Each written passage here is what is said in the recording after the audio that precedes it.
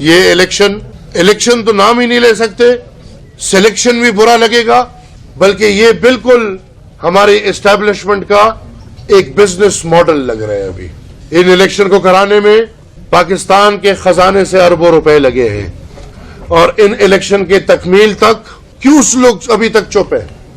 اور لوگوں سے میرا مراد جو ذمہ وار لوگ ہیں. آج حافظ صاحب کیوں چپ ہے؟ ان الیکشنز پہ چپ ہے جن الیکشنز میں حافظ صاحب اور ان کے اداروں کے ناک کے نیچے آر اوز کے ذریعے اربوں روپے کمائے گئے ہیں. حافظ صاحب کیوں چپ ہے؟ زبان زد عام ہے, پارلیمان کی کرسیوں کی بولیاں لگی, پیسے اکٹھے ہوئے, اربوں روپے اکٹھے ہوئے. اور اگر یہ بات میں کر رہا ہوں تو میں صرف پختونخوا کی بات نہیں کر رہا, بلوچستان میں, پنجاب میں, سندھ میں, اور باقاعدہ اس طرح کے مثال سامنے آئے ہیں کہ ایک ایک حلقے پہ 2-2, 3-3, 4-4 امیدواروں سے پیسے لیے گئے ہیں.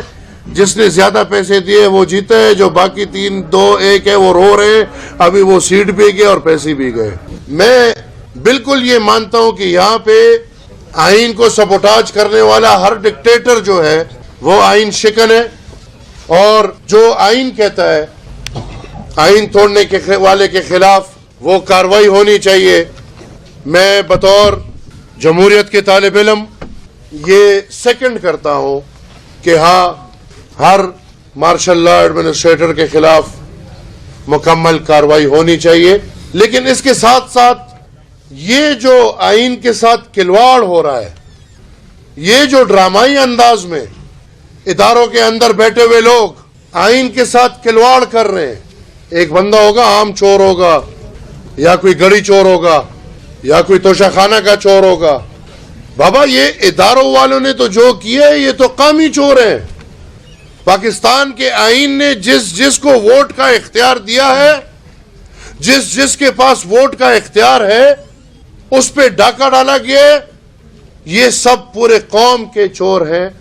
میں جناب قاضی فائز عیسی صاحب سے یہ ڈیمانڈ کروں گا کہ یہ جو ڈرامہ ہوا ہے, الیکشن نہیں ڈرامہ ہوا ہے, جس ڈرامے کے نتیجے میں اسٹیبلشمنٹ کے تو روزگار تھے, کاروبار تھے, فوجی کارنفلیکس, عسکری سیمنٹ, کچھ اور چیزیں, کوئی چوئنگم ٹافی بھی بناتے ہیں. ابھی نیا روزگار ان کو مل گیا جی, عسکری پارلیمان, عسکری حکومتیں. اور آپ یقین کریں, اگر میں پختونخوا کی بات کروں, وہاں سے 115 جنرل ممبر الیکٹ ہوتے ہیں. آپ 115 کے ساتھ 8 کروڑ لگائے, ضرب دے, پختونخوا میں سے صرف ریاست والوں نے اتنا پیسہ اٹھایا ہے, صرف پختونخوا میں سے. بہترین روزگار ہے, اس سے اچھا روزگار اور کیا ہو سکتا ہے؟ تو لہٰذا اب روزگاروں میں 147واں اور 48واں روزگار آ گیا, عسکری پارلیمنٹ اور عسکری حکومت ہے. میں یہ ڈیمانڈ کروں گا کہ اول تو قاضی صاحب ایک جوڈیشل کمیشن بنائے اور خود اس کو ہیڈ کرے. اگر وہ سمجھتے ہیں یا اگر وہ پورے ملک کو یہ اشارہ دینا چاہتے ہیں کہ پاکستان میں عدلیہ آزاد ہے, میں نہیں سمجھتا. میں سمجھتا ہوں کہ پاکستان میں ہر ادارہ مفلوج ہے, ہر ادارہ غلام ہے, اور ایک ادارہ ہے جو سب پہ حکمرانی کر رہا ہے اور باقی سب ادارے اس ادارے کے غلامی کر رہے ہیں. لیکن اگر قاضی صاحب سمجھتے ہیں کہ میری بات غلط ہے تو قاضی صاحب ایک جوڈیشل انکوائری کمیشن بنائے, خود اس کو ہیڈ کرے. اور ان الیکشنز میں جو ہوا ہے اس پہ ہمیں پتہ ہے یہ بھائی زبردستی کر رہے ہیں. ابھی تو دکھا بھی رہے کہ چلو بھائی کر بھی لیا, دن میں کر رہے, جس میں ہمت ہے کوئی کچھ کر کے دکھا دے, کوئی کچھ نہیں, وہ دکھا رہے ہیں ہمیں. لیکن کم سے کم قوم کے سامنے تو پیش کریں کہ کیا سچ ہے اور کیا جھوٹ ہے. حکمرانی کا محور عوام ہے, بادشاہ عوام ہے, بادشاہ جرنیل نہیں ہے. چوکیدار, جس کو میں کہتا ہوں چوکیدار, مطلب پشتو میں چوکیدار بولتے, سوری میں نے اردو میں چوکیدار. عوامی نیشنل پارٹی نے دیوار کے ساتھ لگ کے, یہ میں بار بار واضح کر دوں کیونکہ ہمیں دیوار کے ساتھ لگا لیا. ہمارے پاس 2 راستے ہیں, ہم نے جو اپنے بڑوں سے سیکھے. پیچھے دیوار ہے, ہم مزید پیچھے نہیں جا سکتے. اس کے بعد 2 راستے ہیں, یا ہم پیر پڑیں گے یا ہمارا ہاتھ آپ کے گریبان میں. الحمدللہ وہ جمہوریت کی ہے, ان لوگوں کے وارث ہیں کہ صرف ایک باچا خان بابا نے الحمدللہ उसकी 37 से 39 साल कैद गुजारी है, लेकिन किसी के पैर नहीं। चौथे जनरेशन में 100 साल सियासत हो गई है, तो ये बात तो भूल जाए कि हम पैर पड़ेंगे। हाँ, हाथ गिरेवान में डाल दिए, कमजोर है, हाथ टूटेंगे, कोई मसला नहीं। लेकिन अभी अवामी नेशनल पार्टी ने ऐलान कर लिया है, एक तहरीक का आगाज कर चुके हैं हम, जिस तहरीक की बुनियाद एक नुक्ता, वो नुक्ता ये कि जो इदारा पाकिस्तान, आईन पाकिस्तान, जमहूरियत, पार्लियामान और सब चीजों को घुटन में रखा हुआ है, मीडिया को घुटन में रखा हुआ है। आज आप खुली बात करेंगे, आपके भाई गायब होंगे। जमीनी खुदा हम नहीं मानते, अल्हम्दुलिल्लाह एक ही खुदा है और वो खुदा किसी को दिखता नहीं है। जमीनी खुदा कहां से आ गए कि जिसके खिलाफ बात नहीं हो सकती? ये कौन है? आज क्यों मीडिया घुटन में जिंदगी गुजार रही है? आज क्यों अदलिया एक एक व्हाट्सएप मैसेज पे फैसले कर रही है? हमने ये फैसला किया है कि अब आईन के अंदर रहते हुए कोई तशद्दुद का रास्ता हम नहीं अपना रहे।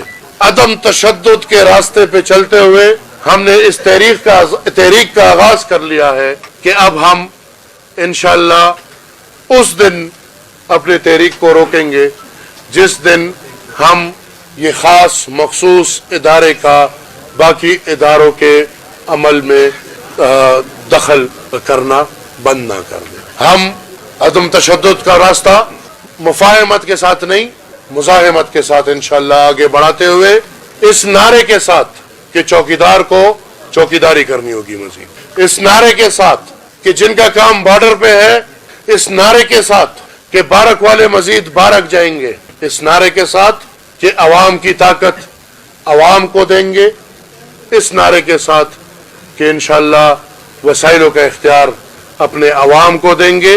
ये जो घुटन की जिंदगी है, इससे इंशाअल्लाह हम बाहर आएंगे। हम कब तक बैठेंगे? कभी हम एक की तरफ नजर डालते हैं, कभी हम दूसरे की तरफ नजर डालते हैं कि कौन उठेगा, कौन ऐसी आवाज उठाएगा जिसके साथ हम खड़े होके इस मुल्क में कोशिश करेंगे कि सिविल बालादस्ती लाए। नहीं, हमने इंशाअल्लाह ये पहल कर ली है। अवामी नेशनल पार्टी तारीखी तौर पे ये सिविल बालादस्ती की तहरीक लेकर चलेगी। ये अवामी नेशनल पार्टी की तहरीक नहीं है। मीडिया अगर घुटन महसूस कर रही है, मीडिया को आजादी चाहिए, कलम को आजाद करना है, कैमरे को आजाद करना है, मेरा साथ दे। पुलिस को अगर आजादी चाहिए, को अगर अपनी घुटन खत्म करनी है, तौर पे अपनी आजादी चाहिए, अगर वसाइली तौर पे मफलूज है, तो हमारे खजाने पे जो लीच हमारे जमहूरियत और पार्लियामान पे लगा हुआ है, जो लीच हमारी मीडिया आजादी, अदलिया की आजादी या बाकी इंसानी बुनियादी आजादी पे लगा हुआ है, वही लीच को अगर हम देखें तो वो लीच तारीख के पाकिस्तान की आजादी 47 से लेके आज तक एक जंग नहीं जीता। आधी से ज्यादा जमीन खो गए। कश्मीर हमारी रीढ़ की हड्डी थी, हमारा रेड लाइन था, वो हम खो गए, लेकिन हम हिले तक नहीं। और वसाइली तौर पे वो लीच फिर भी खजाने के ऊपर बैठा हुआ है, खजाने को चूस रहा है, मुल्क कर्जे ले रहा है, कौम टैक्सेस पे टैक्सेस पे कर रहा है, स्कूल नहीं बनते, कॉलेज नहीं बनते, पढ़ाई नहीं है, अस्पताल नहीं है, दिफा है। और दिफा की जो हालत है, तो अल्हम्दुलिल्लाह पाकिस्तान में एक भी बंदा महफूज नहीं है। दिफा की जो हालत है, पाकिस्तान में एक भी शहर महफूज नहीं है। इस मुल्क में आप बताएं कौन सा मुल्क है जिसमें लोग गायब हो जाते हैं? जंगल में शायद इस तरह जानवर गायब होते होंगे जिस तरह इस मुल्क में लोग गायब होते हैं। इंसानियत के लिए मेरा साथ। पाकिस्तान में ऐसी खानदाने हैं जो 15-20 सालों से खेमों में जिंदगी गुजार रहे हैं। इज्जतदार लोग को घर छोड़ो के आईडीपी बना के कैंप्स में रह रहे हैं। ये कौन सी इंसानियत है? इन सब के लिए मेरा हाथ बढ़ाएं। मैं पाकिस्तान के तमाम मकतब फिक्र लोगों से ये गुजारिश करूंगा कि मेरे साथ आगे बढ़े। मेरा एक ही नारा है कि अब फौज को बॉर्डर पे भेजना है। मेरा एक ही नारा है कि आईनी तौर पे फौज को भारत पे भेजना है, मुल्क को इस घुटन से आजाद करना है, और इंशाअल्लाह सब इसमें मेरा साथ देंगे।